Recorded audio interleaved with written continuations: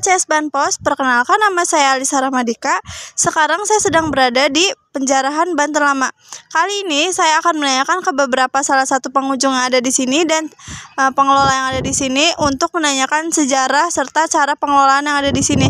Ikuti terus ya.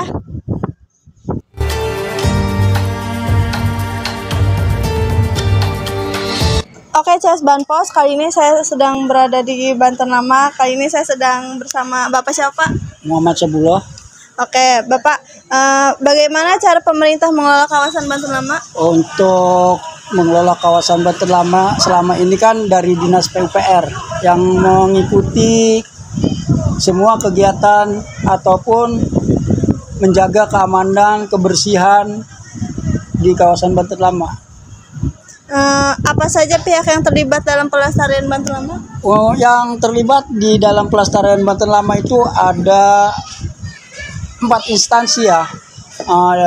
Satu dari Kementerian Dinas Purbakala, satu lagi dari Taman Budaya Provinsi Banten, satu lagi dari Dinas PUPR dan dari Lingkungan Hidup.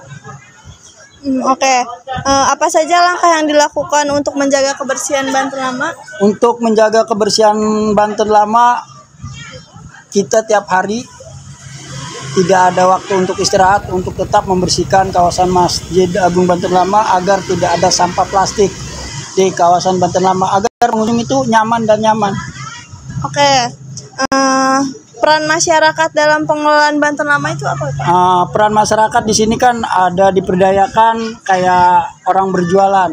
Orang berjualan itu diwajibkan untuk membersihkan tempat mereka berjualannya, di mana mereka tempat. Kecuali di dalam tidak boleh ada aktivitas yang berjualan. Oke, Pak.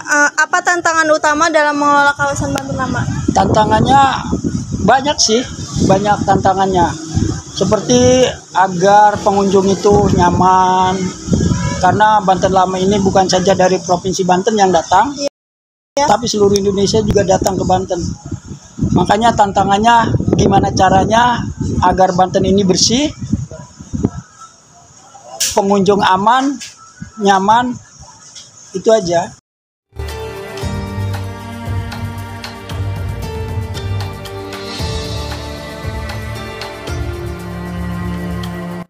Oke, CS Banpos, kali ini saya sedang bersama Bapak pengurus. Dengan Bapak siapa, Pak? Pak Basri.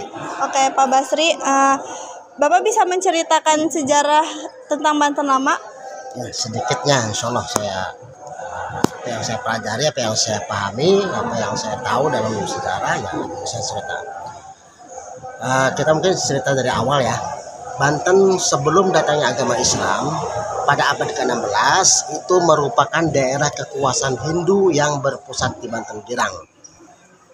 Daerah itu terkenal dengan kesuburannya, nah terus banyak penghijauan juga, pokoknya makmur lah pada waktu itu. Nah, pada awal abad ke-16 Islam masuk ke wilayah Banten di bawah pimpinan Syarif Hidayatullah Sunan Gunung Jati. Alhamdulillah, kedatangan Syarif Hidayatullah ke Banten pada waktu itu disambut oleh masyarakat setempat, sehingga banyak penduduk yang antusias pada memeluk agama Islam, karena memang Syarif Hidayatullah datang ke Banten itu membawa budi pekerti yang sangat luhur ya, yang sangat baik. Ketika pada waktu itu Islam sudah mulai menyebar di seluruh penjuru Banten, Syarif Hidayatullah mengutus kepada putranya Pangeran Hasanuddin untuk menggantikan ayahandanya menyebarkan agama Islam di Banten.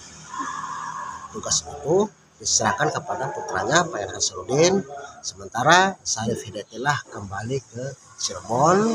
Beliau menetap di Cirebon dengan gelar Ratu Pandita Raja Cirebon dengan gelar Sunan Gunung Jati.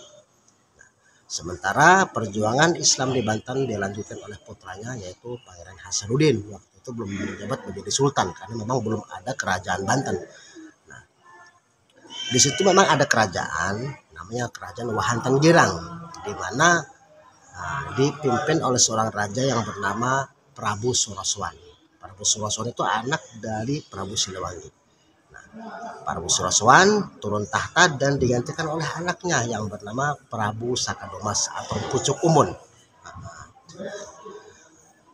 Sementara perjuangan Islam di Banten dilanjutkan oleh Sultan Pangeran Hasanuddin, dan alhamdulillah masyarakat Banten pada waktu itu berantusias berbondong-bondong memeluk agama Islam yang dibawa oleh Syarif Hidayatullah dan Pangeran Hasanuddin. Nah, setelah masyarakat sudah semakin banyak memeluk Islam, barulah Sultan Hasanuddin meminta izin kepada ayahandanya ingin mendirikan sebuah kerajaan sebagai sarana pusat penyebaran agama Islam di Banten. Ini kalau boleh tahu ya makam yang di dalam sini makam siapa aja? Di komplek pemakaman yang ada di sebelah utara Masjid Agung Banten itu semuanya ada 7 makam. Nah, Permaisuri 2, Sultan 5. Kita hitung dari barat ke timur ya. Dari barat ke timur. Yang pertama itu ini nomor urut ya, bukan nomor urut kesultanan atau tahta ya, bukan nomor urut pemakaman. Dihitung dari barat ke timur. Yang pertama itu adalah Sultan Ageng Tirtayasa.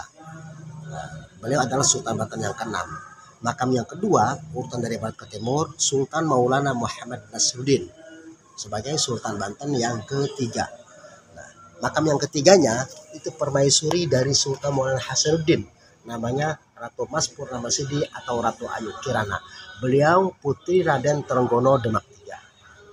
Makam yang keempat urutan dari barat ke timur yaitu Sultan Maulana Hasanuddin sebagai Sultan Banten yang pertama, dan makam utama yang diziarahi atau yang dikunjungi Di sini. ya. Yang kelima Sultan Abu Al-Fadl Muhammad Yahya, beliau Sultan Banten yang ke-8. Yang ke-6 ada di bawah itu kecil, itu permaisuri dari Sultan Abu Al-Fadl Muhammad Yahya, ada namanya kurang begitu jelas. Dan yang ujung sebelah timur itu Sultan Haji atau Sultan Abu Nasibul Kohar atau Sultan Maulana Mansuruddin, beliau Sultan Banten yang ke-7. Itu nama-nama pemakaman yang ada di komplek pemakaman Sultan Banten sebelah utara Masjid Agung Banten. Oke.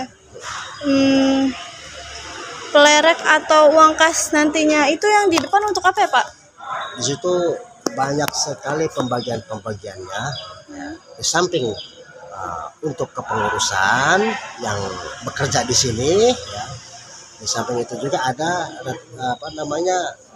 ditasarufkannya kepada fakir miskin, kaum duafa dan anak yatim.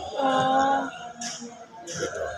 Dan untuk pengelolaannya juga di sini. Di sini untuk kebersihan Iya, mungkin. untuk kebersihan, untuk yang mengelola gitu kan. Ada kas-kas yatim, ada kas-kas duafa, ada untuk fakir miskin gitu kan.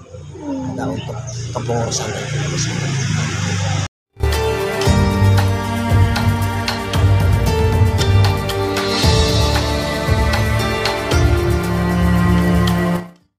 Oke, CS Banpos, kali ini saya sedang ada bersama Putri. Oke, Kak Putri, kenapa Kakak bisa tertarik untuk datang ke sini, Kak? Enggak, itu adik saya lagi sakit tadinya, terus kalau udah sembuh minta ke sini. Karena keinginan ada ya? Ya. Oke. Kalau boleh tahu, selama Kakak di sini kekurangan sama kelebihannya apa ya, Kak? Di comberannya itu banyak sampah di situnya. Dan banyak sampah. Kalau boleh tahu kelebihan di sini apa ya, Kak? Pemandangannya bagus sih, asri gitu. Asri ya, masih bagus gitu ya. Iya, oke. Oke, CS Banpos, itu saja penjelajahan di Banten Lama. Terima kasih sudah menonton. Jangan lupa share, like, comment, and subscribe. Bye-bye.